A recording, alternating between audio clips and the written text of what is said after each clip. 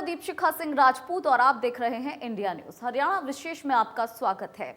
उप मुख्यमंत्री दुष्यंत चौटाला ने कहा है कि गेहूं की खरीद सुचारू रूप से चल रही है और अब तक 50% तक गेहूं गोडाउन्स में पहुंच चुका है और उन्हें उम्मीद है कि 25 से 30 अप्रैल तक गेहूं की खरीद पूरी कर ली जाएगी और 30 अप्रैल तक किसानों की पेमेंट भी उन्हें मिल जाएगी। इसके साथ ही दुष्यंत चौटाला ने कहा है कि जहां भी प्रदेश में आगजनी से फसलों को नुकसान हुआ है वहां स्पेशल गिरदावरी करवाकर किसानों को मुआवजा देने का काम किया जाएगा। थोड़ी चिंता का विषय तो था, आंधी और बूंदाबांदी प्रदेश भर में हुई, पर परमात्मा का सुख है कि किसी तरह का खराबे की हमें इंफॉर्मेशन नहीं आई है और अब तक जितनी भी मंडियों के अंदर गेहूं आई है लगभग 50% को हमने ऑलरेडी गोदाम तक पहुंचाने का काम कर दिया है। लिफ्टिंग स्मूथली चल रही है और मुझे उम्मीद है कि जो प्रोक्योरमेंट डिले होती थी 15 मई तक जाती थी, इस बार कोशिश करके हरियाणा प्रदेश की प्रोक्योरमेंट को हम 25 से 30 अप्रैल के बीच में समाप्त कर देंगे। किसान का सारा जो अनाज है उसको सरकार गेहूं को खरीदेगी भी और अपनी गोदाम में पहुंचा के 30 अप्रैल को टारगेट लेंगे कि पेमेंट भी किसान की पूरी तौर पर हम पहुंचा देंगे। नारनौल के खेड़ी चौपटा क्षेत्र के 17 गांव के किसान खेड़ी तहसील को ताला लगाकर पिछले 31 दिन से तहसील परिसर में फसलों के मुआवजे को लेकर धरना दे रहे हैं। धरना प्रदर्शन में पूर्व मुख्यमंत्री ओम प्रकाश चौटाला पहुंचे। इस दौरान उन्होंने कहा कि इनेलो किसानों के साथ खड़ी है। पहले भी किसानों ने आंदोलन कर सरकार को झुकाने का काम किया है और इससे पहले कांग्रेस नेता कुलदीप बिश्नोई भी धरना स्थल पर पहुंचे और किसानों से बातचीत की। इस दौरान उन्होंने कहा कि किसानों की मांग जायज है, मुख्यमंत्री के सामने किसानों की मांग को उठाएंगे। तो दो तस्वीरें, जहां ओपी चौटाला पूर्व सीएम यहां पहुंचे, तो दूसरी तस्वीर जहां पर कांग्रेस नेता कुलदीप बिश्नोई इस धरने पर पहुंचे और किसानों को समर्थन दिया। मनवाड़े के लिए गर्मी सर्दी की परवाह किए बिना भूखे प्यासे धरने पर बैठे हो, आपको चिंता करने की जरूरत नहीं। संघर्षशील और जुझारू लोग अपनी बात को मनवाने के लिए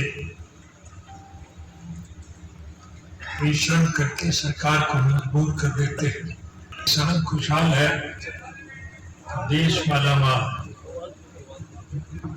और अगर किसान कंगाल है तो फिर देश का बुरा हाल है। इसलिए मौजूदा सरकार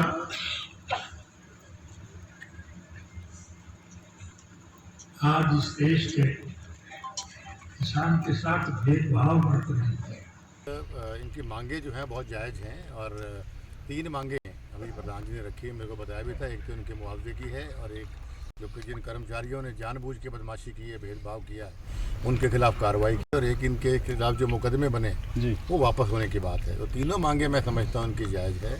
किसान हमारा पेट पालता है, हमारा देश तभी चलता है, परिवार तभी चलता है जब किसान का आशीर्वाद रहता है जी। तो सरकार को इनकी मांगे माननी चाहिए। और जहाँ तक विधानसभा की बात आपने करी, तो विधानसभा के पतल के ऊपर मैंने मांग रखी थी कि हमारे चोपटा, बालतमंद, आदमपुर इन इलाकों के साथ हमारा बहुत जानबूझ के भेदभाव हो रहा है और इनको एक तो पुराना मुआवजा मिलना चाहिए और नई गिरदावरी और फ्रेश और स्पेशल गिरदावरी भी होनी चाहिए।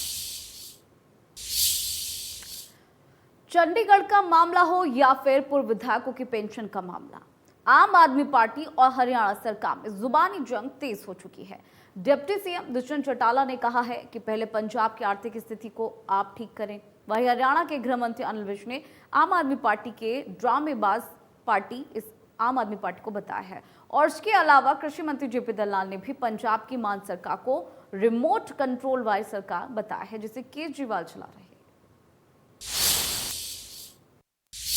पंजाब के अधिकारियों की बैठक चाहे दिल्ली करा ले, चाहे उसको इंग्लैंड ला के तैयारी करा ले, जब तक पंजाब की फाइनेंशियल हालत ठीक नहीं होगी, पंजाब की व्यवस्था नहीं सुधरेगी। घोषणाएं बहुत बड़ी बड़ी करी हुई और ये आपको रिजल्ट दिख रहा होगा कि पंजाब में नई सरकार बनने के बाद आज 1 महीने में बजट भी पंजाब सरकार नहीं बना पाई।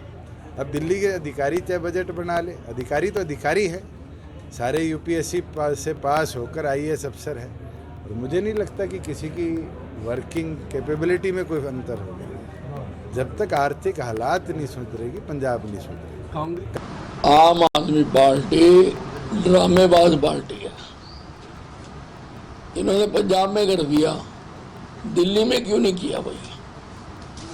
दिल्ली में भी करना चाहिए। और जिन लोगों ने राजनीति के माध्यम से अथाह इनकम कमा रखी है, उनको तो एक पेंशन की जरूरत नहीं है। उनसे तो जो उन्होंने पुरानी पेंशनें ली हैं वो भी वापस लेनी चाहिए। कोई भी प्रदेश ये स्वीकार नहीं करेगा कि उसकी मुख्यमंत्री की पोजीशन कंप्रोमाइज हो, और पंजाब जैसा प्रदेश जो इतना देश भगत है, स्वाभिमानी है, रिमोट से सरकार जो चलाने चाहेंगे उसको स्वीकार नहीं करेगा। राष्ट्रमंडल खेल संघ ने कुश्ती और तीरंदाजी को राष्ट्रमंडल खेलों से बाहर कर दिया है, जिसे हरियाणा सरकार ने दुर्भाग्यपूर्ण बताया है। गृह मंत्री अनिल विज ने कहा है कि हरियाणा की शान कुश्ती और तीरंदाजी को राष्ट्रमंडल खेलों से बाहर करना दुर्भाग्यपूर्ण है। राष्ट्रमंडल खेल संघ को इस पर दोबारा विचार करना चाहिए। शिक्षा मंत्री कमलपाल गुर्जर ने भी इस पर चिंता व्यक्त की है। तो वहीं कृषि मंत्री जेपी दलाल ने कुश्ती को राष्ट्रमंडल खेलों से बाहर करने पर कहा है कि इस बारे में सरकार और एसोसिएशन को एक बार फिर से दोबारा शामिल करने के बात पर प्रयास करना चाहिए, सोचना चाहिए, विचार करना चाहिए। और इसके अलावा सांसद नायब सैनी ने भी राष्ट्रमंडल खेल संघ के इस फैसले पर हैरानी जताई है। राष्ट्रमंडल खेलों ने जो हरियाणा की शान कुश्ती और तीरंदाजी को खेलों से बाहर किया है, वो काफी अफसोसजनक है। राष्ट्रमंडल खेल संघ को इसके बारे में पुनर्विचार करना चाहिए और इनको राष्ट्रमंडल खेलों में शामिल करना चाहिए। ये बड़ा चिंता का विषय है। निश्चित तौर से इसके बारे में बातचीत की जाएगी। कुश्ती तो जो है प्रमुख खेल है हरियाणा का, और हमारे बहुत से जो हैं नौजवान हैं, हमारी लड़कियां हैं, उन्होंने पूरे दुनिया में देश का नाम रोशन किया है। और पुराने टाइम में तो नंबर 1 पे जो था वो भारत में तो कुश्ती को ही मनाया था ना। नहीं, हमें ये खेल हमारे धरती से जुड़े हुए खेल हैं, और हमारी सरकार को, हमारी संस्थाओं को, हमारी ऑर्गेनाइजेशन को फिर दोबारा कोशिश करनी चाहिए कि ये खेल जुड़े। देखिए, वो अभी कारण तो नहीं है, परंतु कुश्ती तो हमारा एक लोकप्रिय गेम यहाँ हरियाणा का है। और तीरंदाजी भी, क्योंकि बच्चे उसके अंदर बड़ी प्रैक्टिस करते हैं और प्रैक्टिस करके वो उच्च स्तर के ऊपर जाते हैं। बहुत सारे बच्चों ने तीरंदाजी के अंदर हमारे यहाँ पर भी ऊंचा नाम कमाया है। और राष्ट्रमंडल ने इन गेमों को बाहर किया है, ये क्योंकि हम कहेंगे कि ये ठीक नहीं है और उनको शामिल करना चाहिए, क्योंकि बहुत सारे ऐसे खिलाड़ी हैं जिनको उससे कहीं ना कहीं उनको आहत हुए हैं वो। और अगर ये गेम उसके अंदर शामिल होंगे तो काफ़ी युवा उसके अंदर आगे आएंगे। वहीं कमलपाल गुर्जर ने बताया है कि हरियाणा में प्रत्येक 20 किलोमीटर पर कॉलेज की स्थापना की गई है। सरकार ने निर्णय लिया है कि कोई भी लड़की 20 किलोमीटर की दूरी से ज्यादा तक शिक्षा ग्रहण करने नहीं जाएगी, और आज ऐसा कोई स्थान नहीं है। प्रदेश सरकार ने 81 कॉलेजेस खोले हैं। और सरकार ने ये घोषणा की है कि कोई भी लड़की जो है वो 20 किलोमीटर से दूर शिक्षा ग्रहण करने के लिए नहीं जाएगी। और आज की तारीख में हरियाणा में कोई भी स्थान ऐसा नहीं है जहां किसी भी लड़की को 20 किलोमीटर से दूर जाने के लिए उसको मजबूर होना पड़े। और इस कार्यकाल में सरकार ने इस प्रकार से 78 कॉलेज।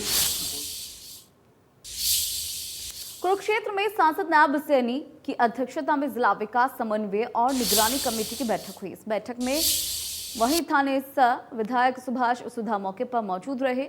नायब सैनी ने बताया कि बैठक में फैसला लिया गया है कि कोरोना को जड़ से मिटाने के लिए सभी को वैक्सीन लगाई जा रही है। 12 से 15 साल के बच्चों को भी वैक्सीनेशन के लिए अभियान चलाया जा रहा है, जिसे आगे और ज्यादा गति दी जाएगी।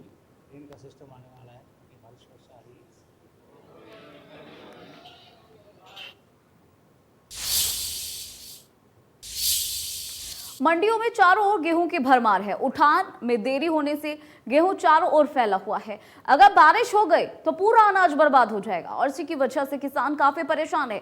एक रिपोर्ट आपको दिखाते हैं। मंडियों में गेहूं की भरमार, गेहूं खरीद की गति धीमी, उठान होने से हो रही है देरी, खुले आसमान के नीचे पड़ा है अनाज। गेहूं की फसल कट गई है, अनाज मंडियों में भी पहुंच गया है, लेकिन किसान परेशान है क्योंकि उनके अनाज का उठाव नहीं हो पा रहा है। खरीद और उठान में देरी होने से किसान की चिंता बढ़ती जा रही है। खुले आसमान के नीचे अनाज पड़ा हुआ है, अगर मौसम ने धोखा दे दिया तो किसान की पूरे मेहनत पर पानी फिर जाएगा। तस्वीर में दिख रही ये मंडी कैथल की है, जहां पर खुले आसमान के नीचे अनाज पड़ा हुआ है। गेहूं रखने के लिए गोदाम नहीं होने के चलते मंडियों से उठाव नहीं हो पा रहा है। गेहूं के लाखों कट्टे उठान के इंतजार में मंडियों में पड़े। मंडियों में लगे कट्टे के अंबार आड़तियों और किसानों के लिए परेशानी बने हुए हैं। इससे मंडियों में जाम की स्थिति रहती है। वहीं बदले मौसम के चलते इन कट्टों के भीगने का डर भी आड़तियों को सता रहा है। एजेंसी ने मार्केट कमेटी की मंडियों से 14,300 मीट्रिक टन गेहूं की खरीद बुधवार तक की थी, लेकिन उठान सिर्फ 2,499 मीट्रिक टन का ही हो पाया। ये नजारा बल्लभगढ़ की अनाज मंडी का है, जहां पर मंडी में चारों ओर अनाज की बोरियों के ढेर नजर आ रहे हैं। मंडी में फसलों की लिफ्टिंग पूरी तरह से बंद है। जी बिल्कुल, लिफ्टिंग हमारे अनाज मंडी में बिल्कुल नहीं हो रही। कल भी तीनों एजेंसियों को जिन्होंने अपने सरकारी गेहूं खरीदा है, इनको बुला के और आड़तियों की मीटिंग कराई थी, तो आज वो शायद अपने निकलने का रास्ता नहीं रहेगा। किसान को अपनी फसल डालने की जगह नहीं मिलेगी, तो मेनली तो यही हमारे लिए समस्या हो जाएगी। एजेंसियों का नाम बता दीजिए। जो एजेंसी 3 एजेंसी हमारे यहाँ खरीद कर रही हैं, DFSC जिनके दीपक सोनी है, SWC जिसके बलदेव सैनी है, और FCI के श्री प्रशांत अग्रवाल। तो उनसे आप? हाँ बिल्कुल, हर रोज़ हमारी उनसे बात होती है। अभी वो थोड़ी देर में ऑफिस में भी आएंगे और उनसे फिर इस बारे में विषय पे चर्चा होगी कि जल्द से जल्द लिफ्टिंग स्टार्ट करवाई जाए। यही हालात कुरुक्षेत्र अनाज मंडी का भी है। मंडी गेहूं से लबालब भरी है, जिससे किसान और आड़ती परेशान हैं। अगर मौसम बदला तो सारा का सारा अनाज बर्बाद हो जाएगा। बहरहाल अब किसानों को मंडी से गेहूं के उठान का बेसब्री से इंतजार है। Bureau report, India news, Haryana.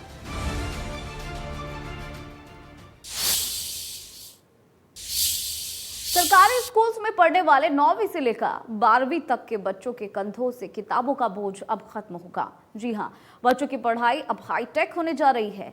सरकार की ओर से बच्चों को टैबलेट दिए गए हैं। 23,500 टैबलेट्स डाइट सेंटर पहुंच चुके हैं। एक रिपोर्ट आपको दिखाते हैं। अब 9वीं से 12वीं तक की पढ़ाई होगी हाईटेक। टैबलेट से कम होगा बच्चों के कंधों से बोझ। बच्चों और शिक्षकों को टैबलेट देगी सरकार। बच्चों को दी जाएगी ट्रेनिंग। अब 9वीं से 12वीं तक के बच्चों की पढ़ाई हाईटेक होने जा रही है। बच्चों को अपने बैग में अलग अलग विषयों की किताब और कॉपियां नहीं रखना पड़ेगा। अब टैबलेट से बच्चे अपनी पढ़ाई कर सकेंगे। बच्चों और शिक्षकों को प्रदेश सरकार टैबलेट देगी। सरकार की ओर से दिए गए 23,585 टैबलेट डाइट 21 में पहुंच गए हैं।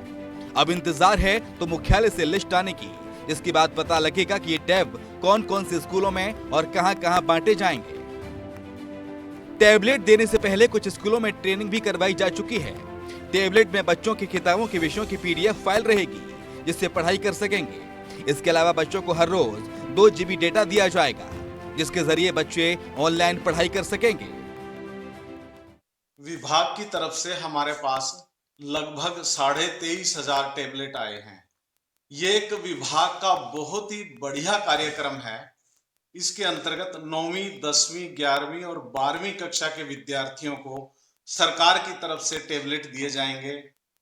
और आज का युग डिजिटल युग है।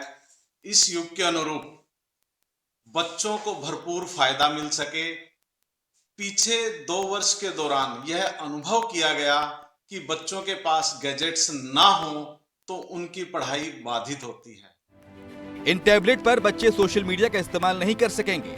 टैबलेट देने का मुख्य उद्देश्य सरकारी स्कूलों में पढ़ने वाले जरूरतमंद बच्चों को लाभ पहुंचाना और हाईटेक करना है। बच्चों के साथ उन टीचरों को भी टैबलेट मिलेंगे जो उनकी कक्षाओं को पढ़ाएंगे। टीचर बच्चों को ऑनलाइन पढ़ाई के दौरान आने वाले परेशानी का भी समाधान कर सकेंगे। जींद से रोहतास भोला की रिपोर्ट, इंडिया न्यूज हरियाणा।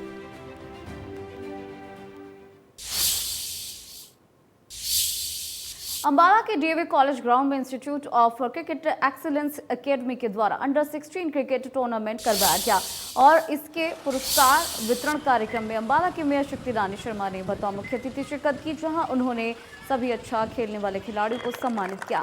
आयोजकों की तरफ से मेयर शक्ति रानी शर्मा का टूर्नामेंट में पहुंचने पर भव्य स्वागत और धन्यवाद किया गया।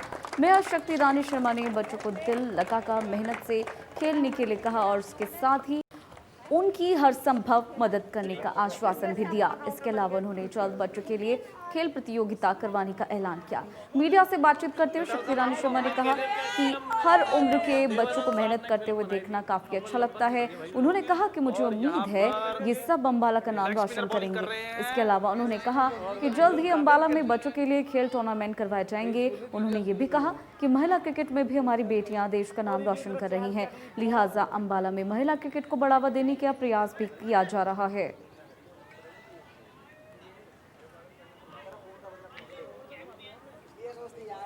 बहुत खुशी हुई है और ख़ास करके हर एज ग्रुप के बच्चों को यहाँ देखा मैंने, बहुत अच्छा लगा देख के कि इनमें इतना अच्छा जज्बा है खेलने के लिए। इतनी धूप पड़ रही है उसके बावजूद भी सुबह से खेल रहे हैं, तो बहुत ही बढ़िया लग रहा है मुझे। और बस मुझे अफसोस है कि मैं इनका मैच पूरा विटनेस नहीं कर पाई, नहीं तो और अच्छा लगता। बहुत बच्चों के लिए बहुत नुकसान हुआ है। पिछले 2 सालों में बच्चों की कोई एक्टिविटीज़ नहीं हो सकी, ना खेल में ना पढ़ाई में। 2 वर्ष इन लोगों के बेचारों के ख़राब हुए हैं, पर ऐसी कोई बात नहीं है। बच्चों में इतनी वो एक कैपेबिलिटी होती है कि वो बहुत जल्दी इसको कवर अप कर लेंगे और वो जो 2 साल पीछे छोड़ के आए हैं ये उससे भी आगे बढ़ जाएंगे, क्योंकि उनमें अब ज़्यादा उत्साह है।